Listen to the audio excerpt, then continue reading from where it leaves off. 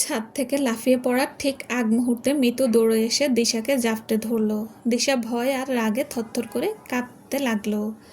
সব কিছুতেই তার ভাগ্য এমন কেন, যাকে ভালোবাসলো তাকেও পাচ্ছে না, আবার শান্তিতে মরবে তাও পারছে না।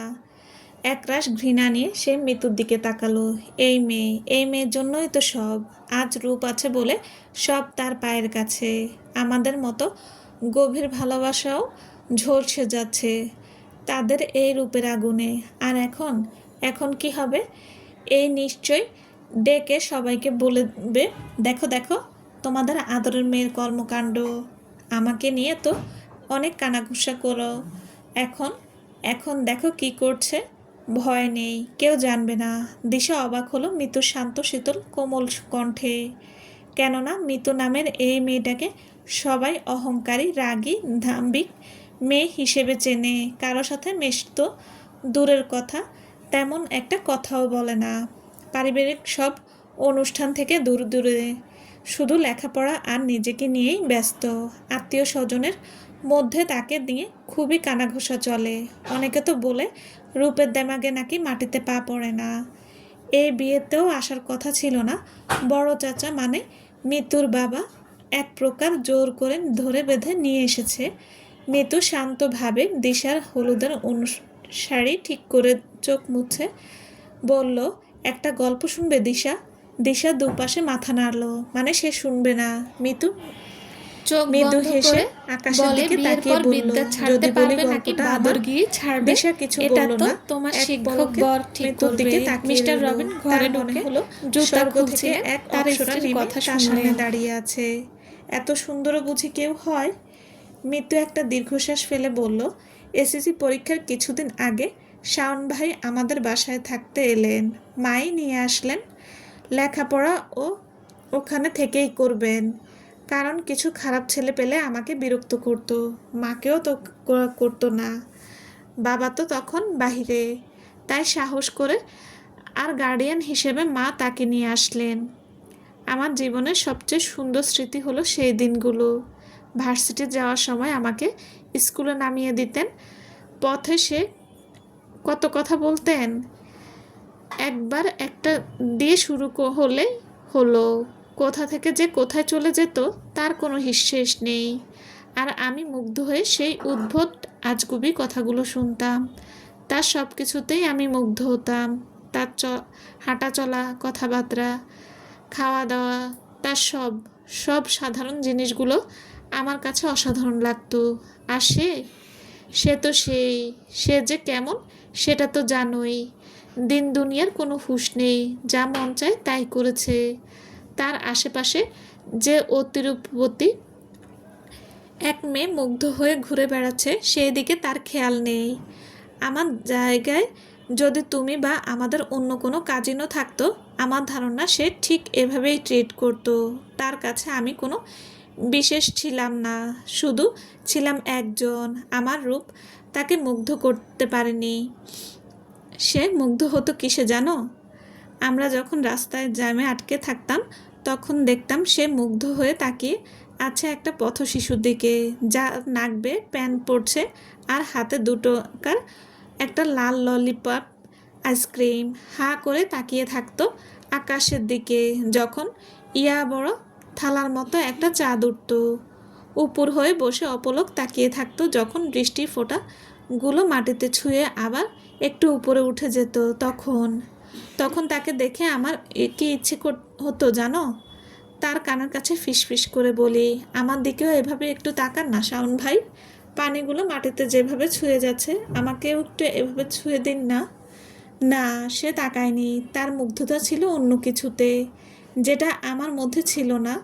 কত রাত যে নিঃশব্দে তার দরজার সামনে গিয়ে দাঁড়িয়ে থেকেছি। সে হয়তো জানেই না, যাকে আমরা মনে প্রাণে চাই তার কাছে অদৃশ্য হওয়া যে কী কষ্টের যে হয়, হয়তো সেই বুঝতে পারে। আমার খাওয়া, ঘুম, স্বস্তি সব লাটে উঠল। চাপা এক বুক কষ্ট নিয়ে আমি চাতক পাখির মতো তার দিকে তাকিয়ে থাকি। আমার এত এত কষ্ট দেখে হয়তো আল্লাহ একটু দয়া হলো। তার নজর আমার উপর পড়লো, ভালোভাবেই পড়লো। আমি আমার রূপ তার হৃদয়ে ছুঁতে পারিনি, কিন্তু আমার যন্ত্রণা, আমার কষ্ট তাকে ছুঁয়ে গিয়েছিল, কিন্তু এতটাও আমি চাইনি। আমার এক ফ্রেন্ডের জন্মদিন, আমরা সবাই গেলাম। অনুষ্ঠান শেষ হতে হতে 10টার উপরে বেজে গেল। তার মধ্যে আবার বৃষ্টি। শাওন ভাই খুব কষ্টে একটা সিএনজি ঠিক করলেন। রাস্তাঘাট পুরো ফাঁকা।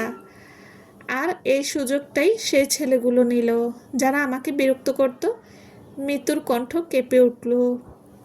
সে একটা ঢোক গিলল, দিশা দিকে তাকালো। সে নিঃশ্বাস বন্ধ করে এক পলকে তার দিকে তাকিয়ে আছে। সে তার চোখের দিকে তাকিয়ে কাঁপা কাঁপা কণ্ঠে বলল, একজন তোমাকে ভালোবাসছে না, সেই দুঃখ মরতে এসেছিলে। একজন, শুধু একজন। অথচ তোমার আশেপাশে কত ভালোবাসার মানুষ, মা, বাবা, ভাই, বোন। এদের ভালোবাসা কি জানো? একজন মা যার সামনে তার আদরের মেয়ে তার সব হারিয়েছে, তাদের যাদের জন্য হারিয়েছে তাদের কাছে সেই মাই পা ধরে মিনতি করেছে, বাবা তোমরা যা চাইছো তা তো হয়েছে, শুধু আমার মেয়েটারে জানে মেরো না। আমার বুকের ধন শুধু আমার বুকে বেঁচে থাকুক, কেউ জানবে না, কাউকে বলবো না, শুধু আমার মেয়েটাকে বাঁচতে দাও। একজন বাবা যে সব শুনে নিজে মরতে মরতে বেঁচে গিয়েও মেয়ের মাথায় হাত দিয়ে রেখে বলেছে, বাবা আছে না তো কিসের চিন্তা, সব ঠিক হয়ে যাবে মা। আর একজন, সেই একজন যার চোখে তুমি মুগ্ধতা দেখতে চেয়েছিলাম, সেই একজন নিজের রক্তে ভেজা শরীরের যন্ত্রণা ভুলে আমাকে নিয়ে দৌড়ে যাচ্ছে। আমি নিবুঝ নিবুঝ চোখে দেখছি সে কাঁদছে আর বলছে, চোখ বন্ধ করবি না, খবরদার চোখ বন্ধ করবি না।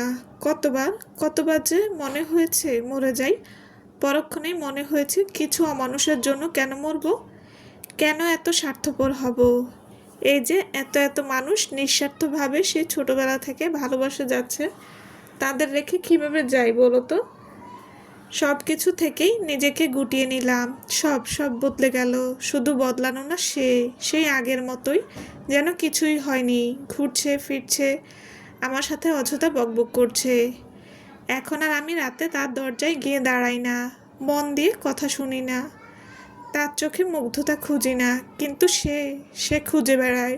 সে চায় আমি আগের মতো তার কথা শুনি, তার চোখে মুগ্ধতা খুঁজে ফিরি।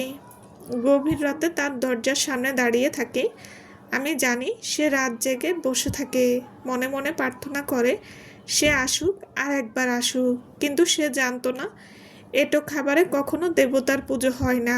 মৃত্যু এগিয়ে এসে দিশার চোখের পানি মুছে বলল, তুমি তার ভালোবাসা পাচ্ছ না বলে কষ্ট পাচ্ছ, আর আমি তাকে ফেরাতে পারছি না বলে কষ্ট পাচ্ছি।